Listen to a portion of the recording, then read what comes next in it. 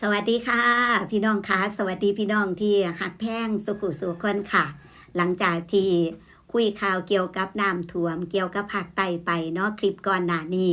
คลิปนี้มาคุยกันเรื่องหมอร้องหมอล่ำศิลปินคนดังคือเก่าพี่น้องคลิปนี้เกี่ยวกับอีหลาอุ๋งอิงเกี่ยวกับครูต่ำนครินทร์พันธุ์ไทย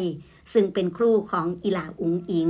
ก่อนที่จะมาอยู่กับพ่อโจก่อนที่จะมาอยู่กับสาวหน่อยเพชรปานแพงแล้วก็ล่าสุดเนาะเห็นครูต่ำนี่ไปเข้าฉาก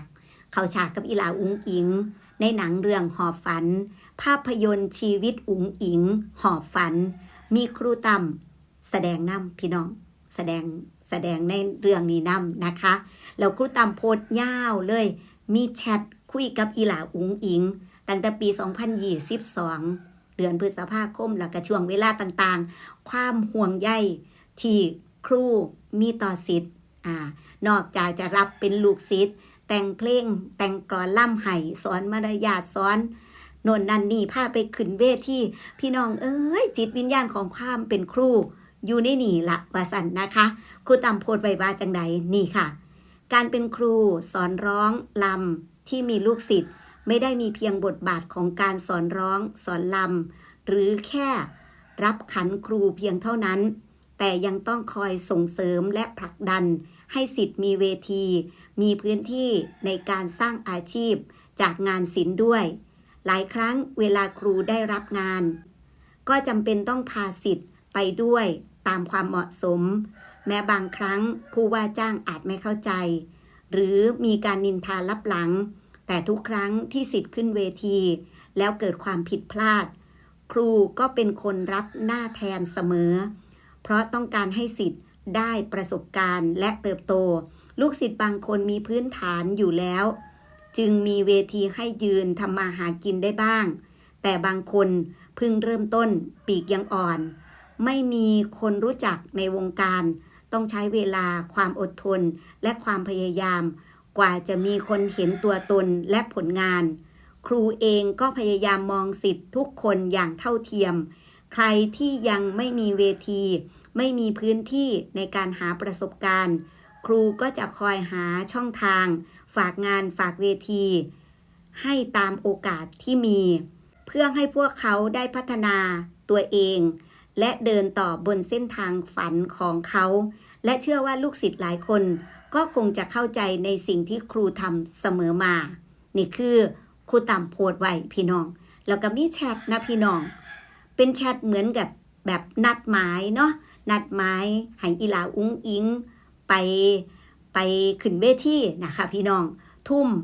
บ้านน้องค่ำพายุหนูสิไปเด้อจากครูผัดว่านัดเห็นบ่ครับเพิ่นว่าใส่ชุดล่ำไปเลยบ่จากครูครูคะ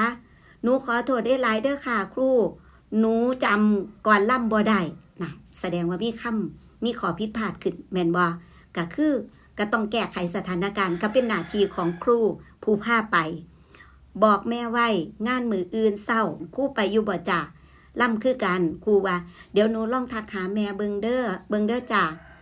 พอเพิ่นพึ่งไปขายของพึ่งไปขายของแต่ตี 3 ตี 4เพิ่นบ่ค่อยมีเวลามันยากแต่หม่องบ่มีคนพาไปนี่ล่ะจ้ะเพิ่นว่าครับครูว่าเราไปไกลโซนยโสธร101กลับมาฮอดก็ 3-4 ทุ่มจากครูคือความห่วงใยส่งหากันเนาะสิรับงานก็ต้องคุยกันแบบนี้ครูอยู่ไสจ้ะหนูบ่หารเข้าไปนั่นไปฮอดงานบ่กล้าเข้าไปได้งานพี่น้องเข้าไปเลยหนูบ่กล้าไปคู่ค้าว่าซั่นคนอยู่นั่นหลายนั่นย่านฮอดคนเด้พี่น้องตะกี้อีหลาอุ๋งอิงย่านฮอดคนมาฮอดแล้วบ่จ้านะมาครูฮอดแล้วครูอยู่ใต้เวทีนั่นอยู่ใต้เวทีแล้วครูต่ำว่ารวมไปถึงการรับงานต่างๆนี่ล่ะพี่น้องขนาดอยู่ในห้องเรียนบางทีล่ะครูพิมพ์บอกว่าครูพิมพ์เอาจ้ะหนูอยู่ในห้องเรียน ครูโทรเหมือนกับจะบอกงานจังสิแม่นบ่แล้วก็ห่วงใยพี่น้องแม้กระทั่งช่วงอีหลาอุ๋งอิงแม่หน่อยติดโควิดเป็นโควิดเนี่ยถือกักตัวช่วงกักตัวโควิดเนาะเนี่ยจะเศร้าแล้วจ้ะอีก2 มื้อความห่วงใยกินน้ำอย่ากินน้ำต้มเด้อหรือน้ำบ่เย็นเป็นห่วงเป็นใยพี่น้องค่ะแชท นี่คือคำว่าครูค่ะพี่น้องนี่คือคำว่าครูความห่วงใยแล้วก็หางานให้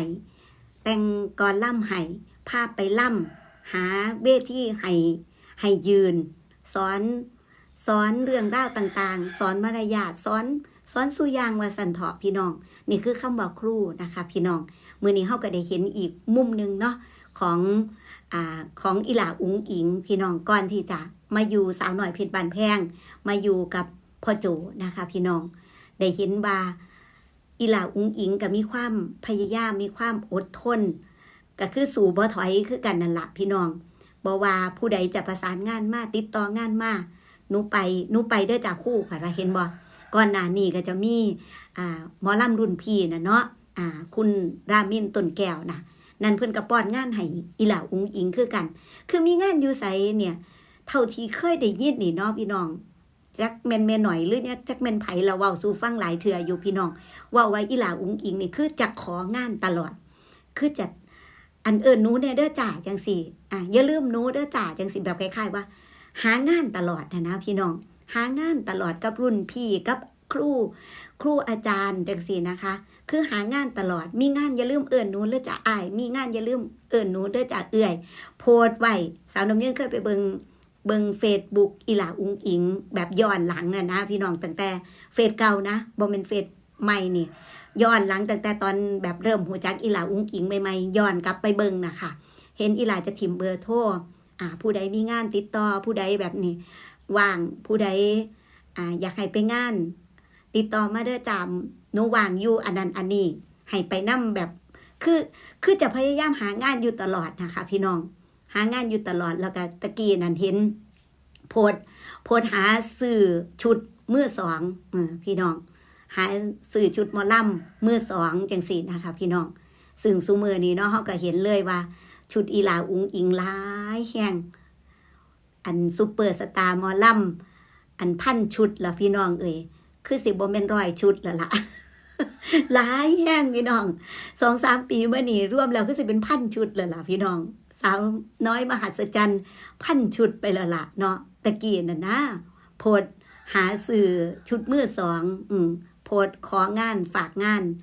วางเด้อจ่าหนูหนูเด้อจ่าประมาณนี้ก็สิทิมเบอร์โทรไว้นอกจากนั้นยังเห็นว่าทักหาครูทักหารุ่นพี่เนาะหมอลำรุ่นพี่ต่างๆจังสี่ความพยายามความสู่บ่ถอยพี่น้องแล้วก็ยืนจัดบนเส้นทางที่ถูกต้องว่าสันเถาะจนหอดมือประสบความสำเร็จพี่น้องกับเป็นตาอันซ่อนน้ำอีหล่าอุ๋งอิงคือว่าเนาะเหล่านี้คือความหัวซื้อของครูพี่น้องขาจากครูตั้มนักครินทร์พันธ์ไทยที่เพิ่นได้โพสต์ไว้รวมไปถึงการห่วงใยความห่วงใยต่างๆที่มีต่อลูกศิษย์โดยเฉพาะอีหล่าอุ๋งอิงที่เพิ่นเผยแชทในมือนี้นะคะเว้าสู่กันฟังพี่น้องเอาข่าวคราวอื่นๆเดี๋ยวจังว่ากันต่อพี่น้องขอบคุณได้หลายเด้อที่ติดตามพี่น้องคะตอนนี้สาวน้ำยืนไปเล่น Facebook ส่วนตัวนำนะคะฝากพี่น้องไปติดตามทั้งนั้นน้ำเด้อ Facebook DJ สาวน้ำยืนค่ะขอบคุณได้หลายอยู่ดีมีแห้งหักแพงแบ่งปันนะคะสวัสดีค่ะ